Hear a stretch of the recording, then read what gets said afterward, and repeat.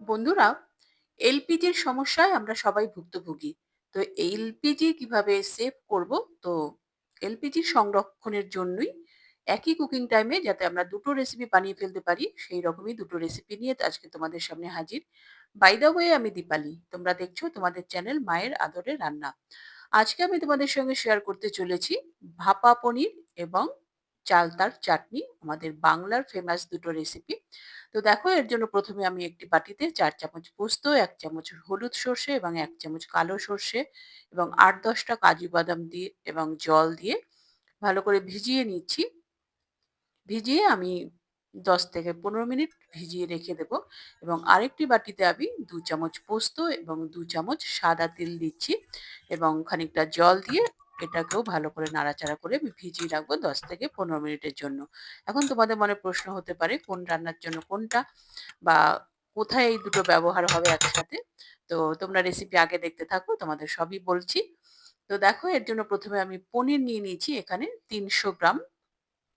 পনিরটাকে আমি একটু বড় বড় কিউব করেই কাটবো। তাহলে যেমন দেখতেও ভালো লাগবে, খেতে তো আরো ভালো লাগবে।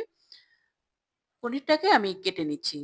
তোমরা রেসিপিটি দেখতে দেখতে চ্যানেলে যারা নতুন এসছো তারা চ্যানেলটিকে সাবস্ক্রাইব করে বেল আইকনটি প্রেস করে রাখো, যেন পরবর্তী নোটিফিকেশন সবার আগে তোমার কাছে পৌঁছায়। আর রেসিপিটি যদি ফেসবুক পেজ থেকে দেখে থাকো তাহলে পেজটিকে অবশ্যই ফলো করে রাখার অনুরোধ থাকলো। আমাদের কিন্তু পনির কাটা হয়ে গেছে এবং আমি ফ্রাই প্যানে সর্ষের তেল দিয়েছি ১ টেবিল চামচ। তারপর কিন্তু আমি পনিরগুলো দিয়ে দিয়েছিলাম, যেটা তোমাদের দেখানো হয়ে উঠলো না। সরি তার জন্য।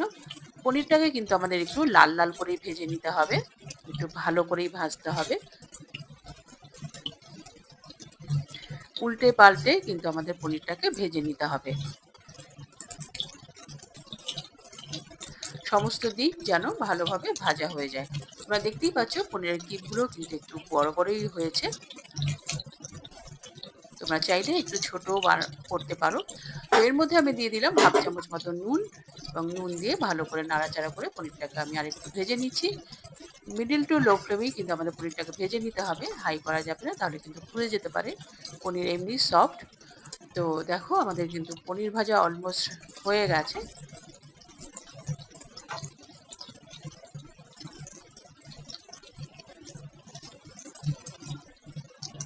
এবার আমি পনিরগুলোকে তুলে নিচ্ছি।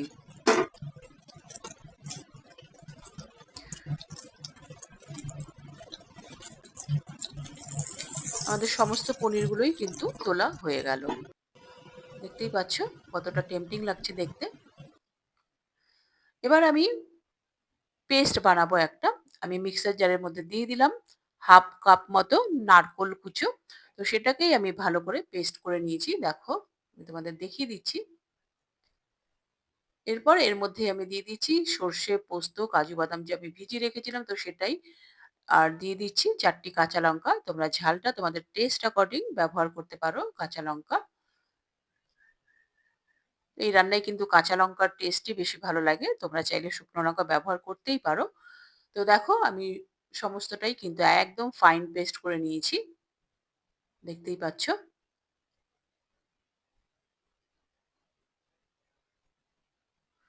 এরপর আমি এই পেস্টটা একটা টিফিন বাটির মধ্যে ট্রান্সফার করে দিচ্ছি এবং মিক্সার জার ধুয়ে সামান্য একটু জল দিয়ে দিলাম।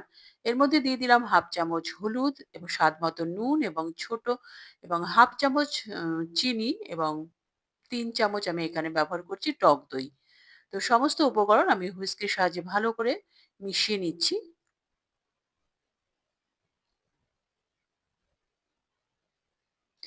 আমাদের মেশানো হয়ে গেছে। এবার এর উপরে আমি কিন্তু পনিরের কিউবগুলো দিয়ে দেব। সমস্ত পনিরগুলোই কিন্তু আমি সাজিয়ে দিয়ে দেব টিফিন বাটির মধ্যে।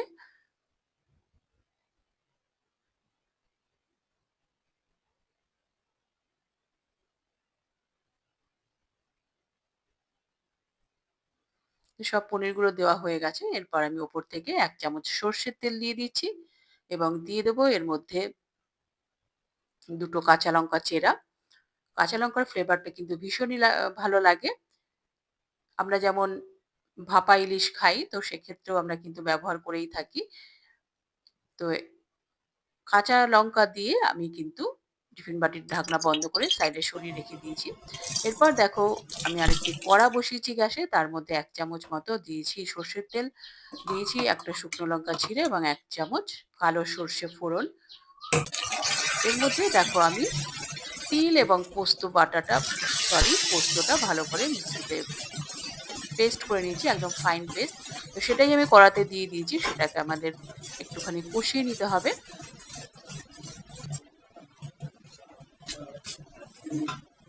২-৩ মিনিট আমাদের কিন্তু প্রথমে কষিয়ে নিতে হবে।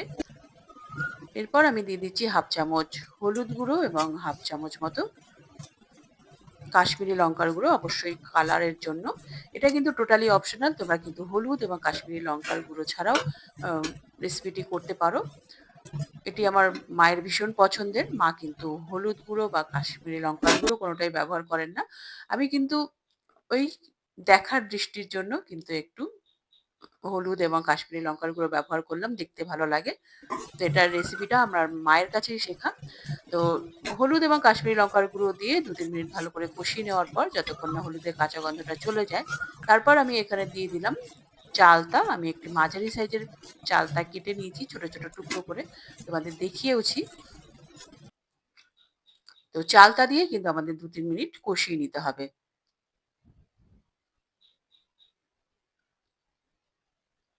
কষিয়ে নেওয়ার পর আমি এখানে দিয়ে দিচ্ছি ১ গ্লাস মতো জল এবং জল দিয়ে ভালো করে মিশিয়ে দিচ্ছি। তোমরা কিন্তু রেসিপি দুটো অবশ্যই ট্রাই করবে। গরম ভাতের সঙ্গে কিন্তু ভাপা পনির একদমই জমে যাবে। তোমরা কিন্তু নান বা পরোটার সঙ্গেও ট্রাই করতে পারো ভাপা পনির। কিন্তু গরম ভাতের সঙ্গেই কিন্তু বেশি ভালো লাগে। তো দেখো আমাদের কিন্তু জল দিয়ে ভালো করে নাড়াচাড়া করে দেওয়ার পর এর মধ্যে আমি একটা স্ট্যান্ড রেখে দিলাম। তো এই স্ট্যান্ডের উপরেই কিন্তু আমি যে পনিরের ভাপার জন্য রেডি করেছি, তো সেই টিফিন বাটিটা আমি এই স্ট্যান্ডের উপর বসিয়ে দিয়ে ঢাকনা দিয়ে দিলাম।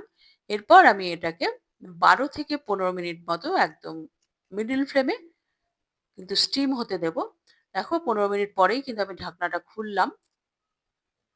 আমি কিন্তু টিফিন বাটিটা বার করে নিয়েছি এবং স্ট্যান্ডটাকেও বার করে নিলাম।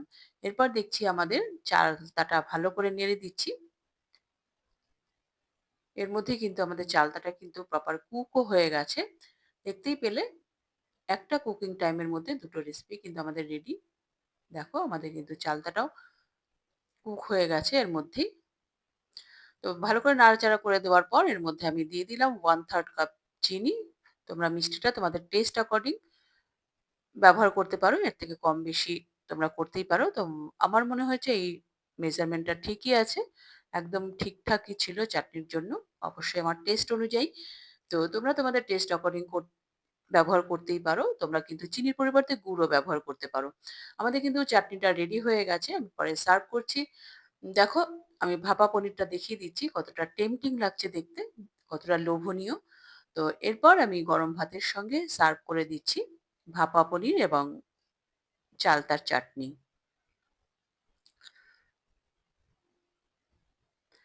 রেসিপি দুটি ভালো লাগলে লাইক করে দিও এবং তোমার প্রিয়জনদের সঙ্গে প্রচুর, প্রচুর, প্রচুর শেয়ার করো এবং আরো এই ধরনের নিত্য নতুন রেসিপি দেখার জন্য চ্যানেলটির সঙ্গে জুড়ে থাকো। চ্যানেলে যারা নতুন এসেছো তারা চ্যানেলটিকে সাবস্ক্রাইব করে বেল আইকনটি প্রেস করে রাখো যেন পরবর্তী নোটিফিকেশন সবার আগে তোমার কাছে পৌঁছায়। এবার কিন্তু আমার চেখে দেখার পালা। তোমরা কিন্তু রেসিপি দুটি অবশ্যই ট্রাই করো। খেতে কিন্তু দুর্দান্ত হয়েছিল। পরবর্তী এপিসোডে দেখা হবে। নমস্কার।